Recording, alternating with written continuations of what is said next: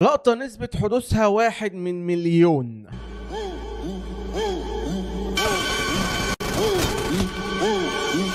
عربية جت.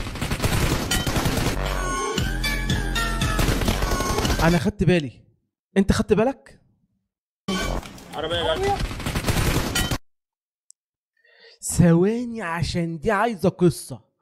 احنا قاعدين مع بعض، انت بتشرب حاجة وقافل النور ومروق على حالك، ويا ريت لو بتاكل حاجة خفيفة كمان. بص واحدة واحدة، بص احنا عايزين نثبت.